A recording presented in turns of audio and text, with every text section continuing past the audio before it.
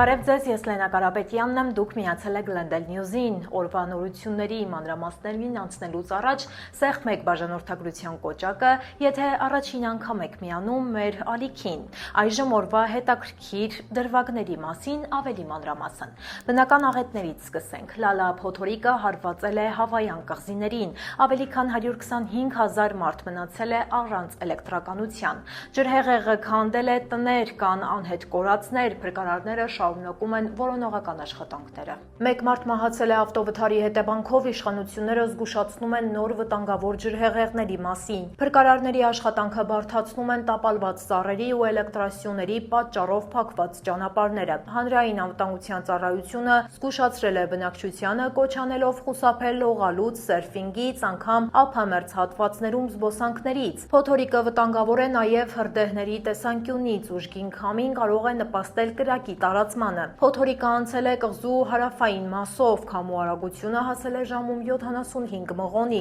Օդերևութաբանները կանխատեսում են մինչև 25 դյույմ անձրև։ Իշխանությունները նախապատրաստվում են աղետի գոտի հայտարարելու գործընթացին։ Շատ բնակիչներ տարհանվել են անվտանգ վայրեր, իսկ շատերը շարունակում են մնալ ապաստարաններում, սպասելով փոթորիկի ավարտին։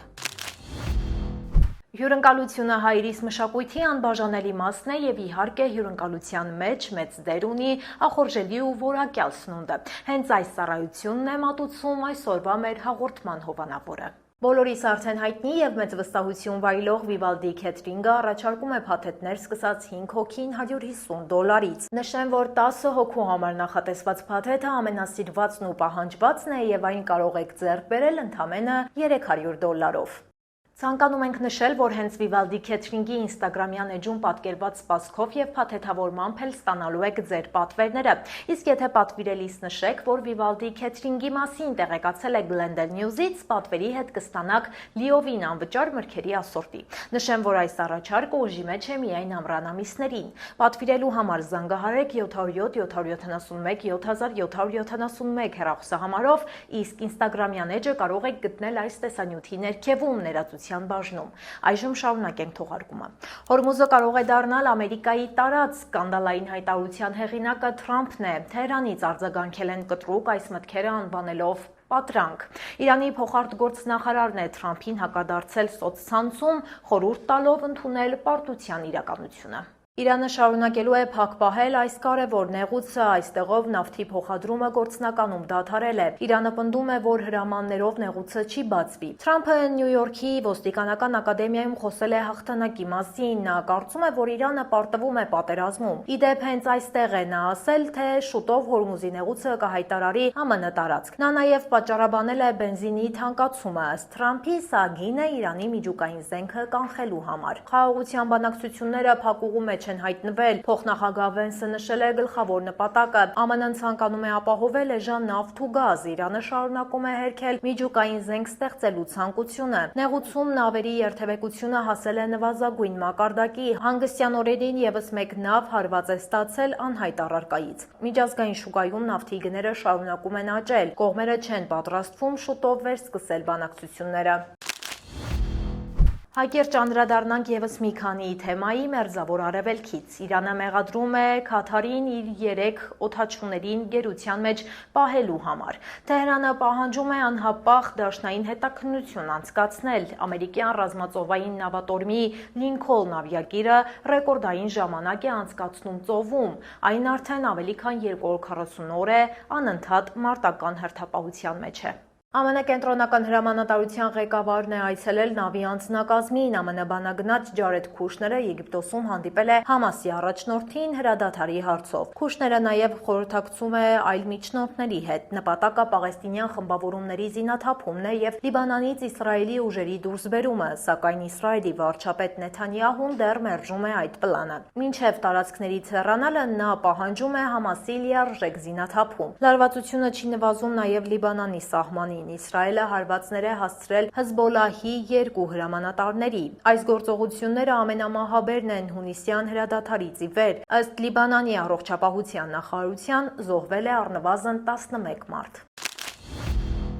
Լոս Անջելեսից մի ընտանիք 120 օր է գտնվում է բանտում, հայրը, մայրը և երեխան ԱՄՆ մշտական բնակիչներ են։ Նրանց կալանավորել են ապրիլին, պատճառը ամուսնու մոր անցյալն է։ Նա 1979 թվականին մասնակցել էր Թեհրանում ԱՄՆ դեսպանատան գրավմանը։ Ընտանիքի փաստաբանները դա անվանում են արյունակցական պատիժ։ Կինն ու երեխան պահվում են Դիլիի կենտրոնում, ամուսինը գտնվում է մեկ այլ հաստատությունում։ Նրանք շատ հազվադեպ են կարողանում խոսել հեռախոսով։ Փաստաբանները պահանջում են ազատ արձակել նրանց, պնդելով, որ սա արդար չէ։ Ընտանիքը ԱՄՆ-ում որևէ հանցանք չի գործել։ Ներքին անվտանգության նախարարությունը այլ կարծիք ունի։ Նրանք պնդում են, որ ընտանիքը վտանգ է ներկայացնում, նրանց գրին քարտերը արդեն չեղարկվել են։ Գործը դեռ շարունակում է մնալ ուշադրության կենտրոնում։ Լոս Անջելեսի մեկ այլ բնակիչ ճաղերի հետևում է հայտնվել, երբ գնացել է ներգաղթի հարցերով սովորական ստուգման։ Նա Բրազիլիայի քաղաքացի է և Կալիֆոռնիայում ապրում էր օրինական հիմունքներով, այժմ ընկերները պայքարում են նրա ազատության համար։ Ալեքսն ապրում էր Վեսթ Հոլիվուդում 2010 թվականից։ Դատարանը նրան թույլ էր տվել մնալ երկրում 2018 թվականին։ Նա աշխատում էր որպես անվտանգության աշխատակից և մարզիչ։ Ընկերները նշում են, որ նա կատարել էր բոլոր պահանջները, այժմ նրան տեղափոխել են Ադելանտոյի կալանավայր։ Նրան կարող են արտաքսել Գայանա, որի հետ նա կապ չունի։ Փաստաբանը արդեն դիմել է դատարան բողոքարկելու համար այս կալանքը։ Դաշնային դատավորը ժամանակավորապես կասեցրել է նրա արտաքսումը։ Կալանավորվածի ճակատագիրը այս պահին մնում է անորոշ։ 13-ամյա աղջիկը հրաշքով է փրկվել սպանդից, նա 4 տեղից վիրավորվել է, բայց կարողացել է զանգահարել 911 և հայտնել, որ իր վրա կրակել են։ Դեպքը տեղի է ունեցել Միչիգանի գյուղերից մեկում, հանցագործը 39-ամյա Չադ Հիկմանն է։ Նա սպանել է 5 մարդու, Հիկմանը նույնպես մահացած է, հայտնաբերվել։ Ոստիկանները պարզում են նրա մահվան հանգամանքները։ Ոստիկանները վիրավոր աղջնակին գտել են տներից մեկում, այդ տանը եղել է 3 սպանված, երկրորդ տանը ևս 1 սպանված է հայտնաբերվել։ Հանցագործի մարմինը գտնվել է ավելի հեռու, անտառոտ տարածքում, նրա կողքին եղել է 29-ամյա մի կնոջ դիակ։ Այժմ վիրավոր աղջկա վիճակը կայուն է, նա գտնվում է բժիշկների հսկողության տակ։ Միչիգանի ոստիկանությունը շարունակում է հետաքննությունը։ Սպանությունների դրդապատճառը դեռ հայտնի չէ։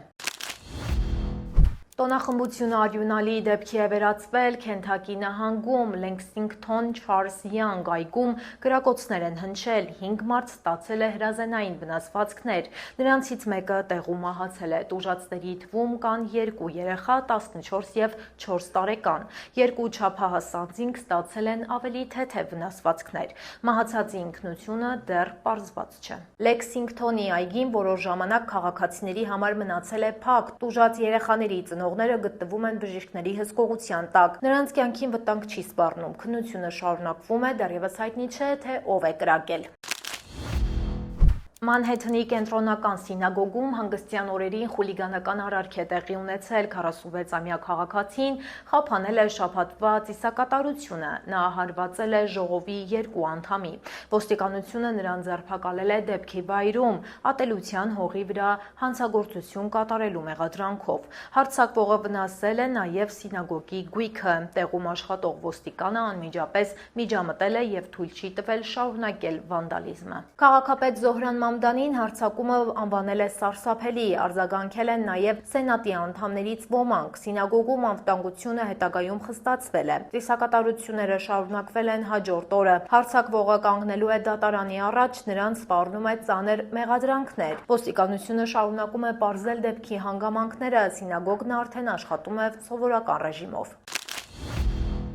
Մի քանի արտակարգ դեպքեր են առանձնացրել Լոս Անջելեսյան լրահոսից։ Լոս Անջելեսի 405 մայրուղում լուրջ վթար է տեղի ունեցել։ Մի քանի մեքենա գլորվել է ճանապարհից, դեպքը գրանցվել է Վան Նայս թաղամասում։ 5 մարդ տեղափոխվել է հիվանդանոց, դեպքի վայրում աշխատել են փրկարարները։ Օդից արված կադրերը ցույց են տալիս ջարդված մեքենաները մայրուղուց դուրս։ Վթարի հստակ պատճառները դեռ անհայտ են, վթարը ժամանակավորապես խոչընդոտել է երթևեկությունը մայրուղու հարավային մասում։ Պաշտոնական աղբյուրները տուժածների առողջական վիճակի մասին մանրամասներ չեն փոխանցում։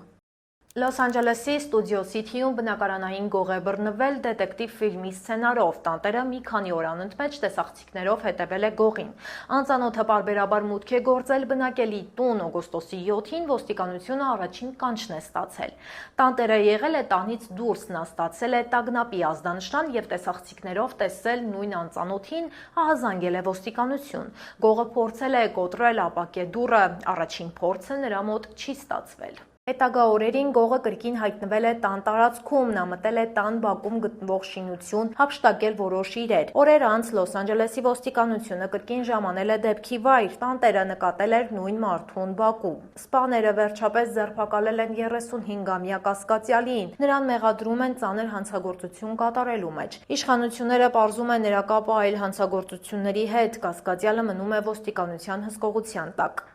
Դաշնային գործակալները Լոս Անջելեսում հայտնաբերել են 17 վտանգավոր սարք, դրանք գողանում էին բանկային քարտերի գաղտնի տվյալները։ Հատուկ գործողության շնորհիվ փրկվել է մոտ 18 միլիոն դոլար, գործողությունը տևել է 3 օր։ Գործակալները այցելել են 328 տարբեր բիզնես կենտրոններ, ստուգվել է 1700-ից ավելի վճարային տերմինալ։ Սարքերը հայտնաբերվել են բենզալցակայաններում եւ բանկոմատներում։ Նման սարքերի կիրառմամբ հանցագործությունները ԱՄՆ-ում հասցնում են տարեկան 1 միլիարդ դոլարի վնաս։ Միայն անցյալ տարի հեռացվել է 400-ից ավելի անօրինական սարք։ Հանցագործները քարտերից գողանում են նաև էլեկտրոնային նպաստների տվյալները։ Այդ տեղեկությունը հետո գրվում է կեղծ քարտերի վրա։ Իրավապահները քաղաքացիներին հորդորում են լինել զգոն։ Պաշտպանվելու համար կան մի քանի պարզ խորհուրդներ։ Ստուգեք քարտ ընդունող սարքերը եւ եթե դրանք վնասված են, դրանցից մի օգտվեք։ Խուսափեք կասկածելի թվացող եւ չլուսավորված բանկոմատներից։ Եթե հնարավոր է, ընտրեք քարտով հպումով վճարում։ Գաղտնաբառը մուտքագրելիս միշտ փակեք ստեղնաշարը ձեր ձեռքով։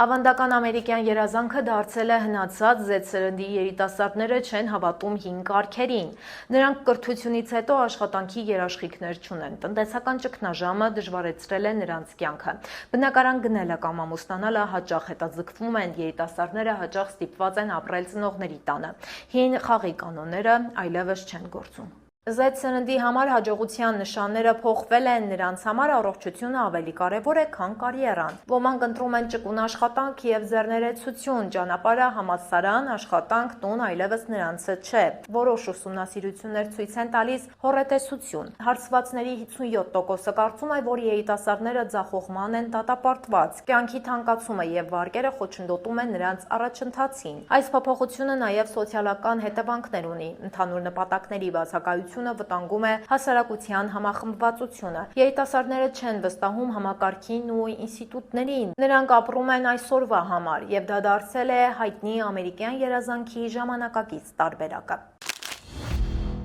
Start Mart-ը հաղթահարել է 2 միլիարդ դոլարի շեմը, այն գլխավորում է կինովարձույթի ցուցակը։ Միայն ԱՄՆ-ում եւ Կանադայում այն հավաքել է մոտ 786 միլիոն դոլար։ Սա պատմության 4-րդ լավագույն արդյունքն է։ Համաշխարհային մակարդակով ընդամենը 8 ֆիլմ է հասել այս արդյունքին, երկրորդ տեղում է Ոդիսականը, ֆիլմի ընդհանուր հասույթը կազմում է 1.2 միլիարդ դոլար, Oak Street-ի վերջը զբաղեցրել է երրորդ տեղը։ Ամառային կինոսեզոնը հավաքել է 4.2 միլիարդ դոլար, ամբողջ տարվա հասույթը կազմում է մոտ 7 միլիարդ դոլար։ Կինոշուկան այս տարի ցուցադրում է ուժեղ արդյունքներ, մրցակցությունը կինոթատրոններում շարունակվում է։ Head in the Clouds փառատոնը գրավել է Փասադենայի Rose Bowl մարզադաշտը։ Այստեղ հանդիպել են ասիական երաժշտության աստղերն ու երկրպագուները, միջոցառումը բացառիկ հնարավորություն է եղել նաև երիտասարդ տաղանդների համար։ Նրանք ելույթ են ունեցել մեծ բեմերում։ Փառատոնի շրջանակներում բեմ են բարձրացել նաև տեղի դպրոցական խմբերը, երգելով համերգին հրավիրված աստղերի ու պրոֆեսիոնալ խմբերի հետ։ Ճապոնական Be First խումբը տվել է իր առաջին ամերիկյան համերգը, նրանք ներկայացրել են ճապոնական փոփ եւ հիփ-հոփ երաժշտություն։ Խումբը հույս ունի ներկայացնել իր երկրի մշակույթը աշխարհին, նրանք պատրաստվում են նոր համերգային շրջագայության։ Սեպտեմբերի 18-ին լույս կտեսնի նրանց նոր ալբոմը։ Այժմ եկեք տեղափոխվենք մեր Facebook-յան էջ, որտեղ ունենք հրապարակումներ, որոնք վստահ եմ կհետաքրքրեն ձեզ։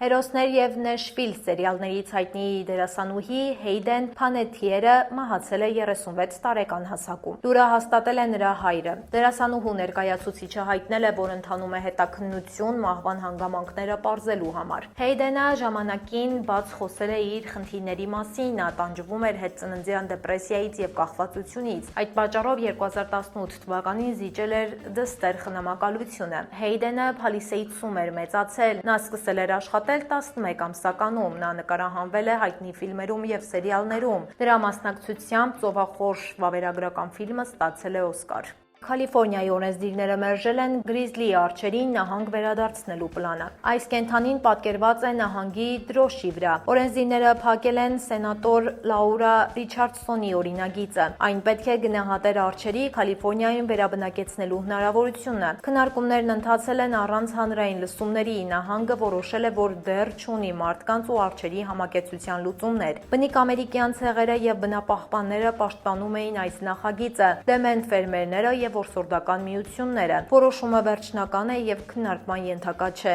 Գրիզլիները Կալիֆոռնիայում ապրել են մինչեւ 1920-ական թվականները։ Ոսկու տենդից առաջ նրանց թիվը հասել է 10,000-ի։ Այժմ նահանգում մնացել են միայն սև արջերը, իսկ գրիզլիները մնում են միայն դրոշի վրա։ Դիսնեյլենդը Անահայմում մեծ փոփոխություններ է ծրագրում։ Վաղվա աշխարհը Tomorrowland-ը ամբողջությամբ կվերափոխվի։ Պարկում կավելանան նոր ատրակցիոններ ու բաց տարածքներ, նախագիծը կպահպանի հին տարածքի հիշատակը։ Դիսնեյը դեռ չի նշել աշխատանքների ավարտի ժամկետը, հայտնի չէ նաև թե որ ատրակցիոնները կփոխվեն։ Այցելուներին սպասում են նաև սիրված շոուներ, 2027 թվականից կվերադառնան հին ծրագրերը։ Հիշիր, երազանքները իրականանում են, շոուն կթարմացվի։ Այն կսկսվի փետրվարից Disneyland պարկում։ Գույների աշխարհ շոուն կթարմացվի California Adventure պարկում։ Կախարդանքը կատարվում է շքերթը, կվերադառնա ամռանը։ Ընկերությունը ներկայացրել է նաև Կոկո մուլտֆիլմի նոր ատրակցիոնը։ Դիսնեյը նոր նկարներ է հրապարակել ապագա ատրակցիոնից։ Ես ձեզ հրաժեշտ եմ տալիս, իսկ Մանու Հարությունյանը ձեզ կպատմի, թե ինչն է թանկացել կամ էժանացել Իրանի հետ պատերազմից ի վեր։ Թեպետ Իրանի հետ պատերազմը Ամերիկայից հեռու է, բայց պատերազմի հետևանքներն այսօր զգում են բոլոր ամերիկա բնակները իրենց գրպաններում։ Բարև ձեզ։ Եթե հարցը դնենք շատ պարզ, ինչ եղավ ամերիկյան գների ու աշխատաշուկայի հետ փետրվարի 28-ին սկսված Իրանի պատերազմից հետո։ Պատասխանը երկակի է։ Վառելիքը թանկացավ, գնաճը մարտից արագացավ, իսկ հետո մասամբ նահանջեց։ Միաժամանակ աշխատաշուկան սկսեց սառչել։ Առաջին հարվածը նավթինն էր։ ԱՄՆ էներգետիկայի վարչության տվյալներով Brent նավթի միջին գինը փետրվարի 27-ի $71-ից մարտի 9-ին հասավ $104։ Հորմուզի նեղուցի փաստացի փակվելը շուկային ստիպեց արագ վերագնահատել մատակարարումների ռիսկը։ Հետո իրավիճակը մեղմվեց եւ հունիսին Brent-ի միջին գինը արդեն $85 էր, մայիսի համեմատ $22-ով ցածր։ Սա շուկայի արագ շրջադարձ էր այդ տարվա ընթացքում։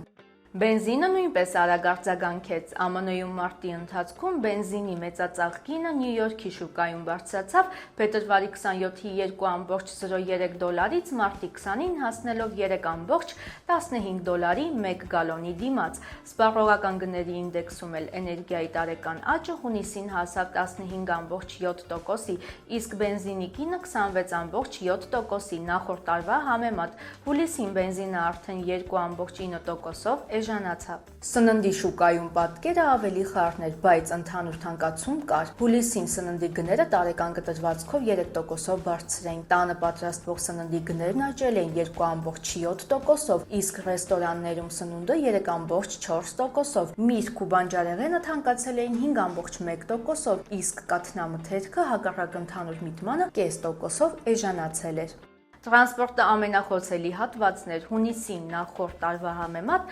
տրանսպորտային ծառայությունները թանկ էին 3.4%-ով, իսկ ավտոմեքենաների սպասարկումն ու վերանորոգումը 7%-ով, սակայն նախորդ ամսվա համեմատ հունիսին տրանսպորտային գները նվազ էին 2.5%-ով, իսկ մասնավոր տրանսպորտինը 2.8%-ով, այսինքն վառելիքի շոկը միատեսակ չէր տարածվում բոլոր ծառայությունների վրա եւ սպառողը տարբեր ազդեցություններ էր տեսնում, հաճախ հակասական։ Ավիացիայի հետ կապված խնդիրները մի առանձին պատմություն են դարձել։ Հուլիսին ԱՄՆ-ում ավիատոմսերի գները մեկ ամսում աճեցին 2,2%-ով, իսկ մեկ տարվա կտրվածքով 25,5%-ով։ Սա շատ ավելի արագ աճ է, քան ընդհանուր գնաճը, սակայն այստեղ նույնպես պետք է զգուշանալ։ Փորձագետներն այդ թանկացումը չեն վերագրում բացառապես պատերազմին, քանի որ ավիատոմսերի վրա ազդում են նաև սեզոնայնությունը, պահանջարկը եւ ազատ գնագոյացումը։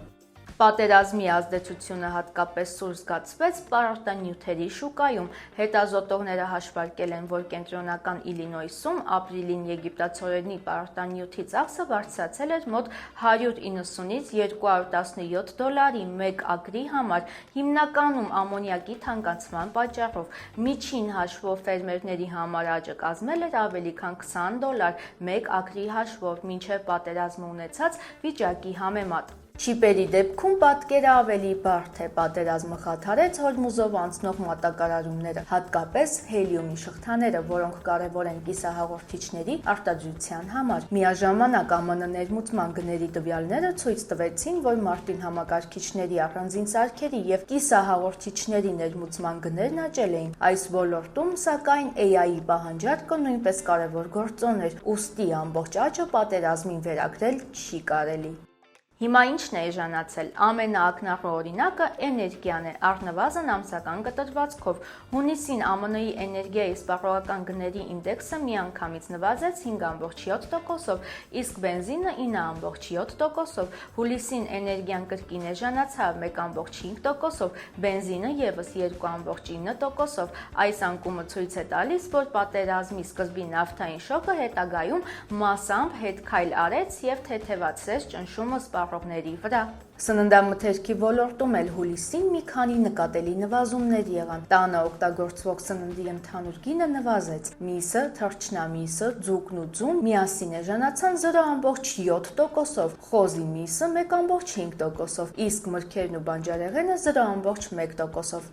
Երրորդ խմբում մեքենաներն ու ապահովագրությունը։ Հունիսին օգտագործված մեքենաների գները տարեկան կտրվածքով 1,8%-ով ցածր էին, իսկ ավտոմեքենաների ապահովագրությունը 4,1%-ով։ Հուլիսին ապահովագրության գինը ևս նվազեց 0,3%-ով, թեև օգտագործված մեքենաների գինը ամսվա ընթացքում բարձրացավ 0,4%-ով։ Աշխատաշուկան այս ընթացքում ավելի հանգիստ, բայց նաև ավելի թույլ դարձավ։ Պատերազմի ֆոնին գործազրկության կտրուկ թռիչք չեղավ, բայց աշխատատեղերի թվի աճը ակնհայտորեն կորցրեց թափը։ Աշխատավարձի որոշակի աճ կա, բայց հաճախ այն ցածր է գների աճի տեմպից։ Ընդհանուր պատկերը այսպիսով բավական խոսուն է։ Փետրվարի 28-ից հետո ԱՄՆ-ում գնաճը մարտին հասավ 3,3, ապրիլին 3,8, մայիսին 4,2%-ի, հետո հունիսին իջավ 3,5, իսկ հուլիսին 3,4%-ի։ Միաժամանակ աշխատաշուկան դիմացավ, բայց թուլացավ։ Այս թվերը ցույց են տալիս ոչ թե փլուզում, այլ թանկացման շոկից հետո աստիճանաբար վերադասավորվող ամերիկյան տնտեսություն։ Այսպիսով, փետրվարի 28-ից հետո ԱՄՆ-ն ստացավ ոչ թե մեկ ուղղությամբ շարժվող գնային ալիք, այլ շատ անհավասար պատկեր, եւ այդ պատկերը դեռ կշարունակի պահպանվել, քանի որ դրան պատճառ դարձած իրադարձությունները դեռ շարունակվում են։ Մենք կշարունակենք հոգ տանել, որ դուք Ամերիկայի մասին իմանաք ոչ միայն օրվա նորությունները, այլև այն, ինչ սպասվում է մոտ ապագայում, իսկ այսօրվա հանդիպումը ավարտին մոտեցավ, համոզված եմ, որ հավանեցիք։ Մեզ աջակցելու համար պարզապես լայքեք տեսանյութը եւ բաժանորդագրվեք մեր ալիքին։ Կհանդիպենք վաղը ժամը 5-ին։ Հաջողություն։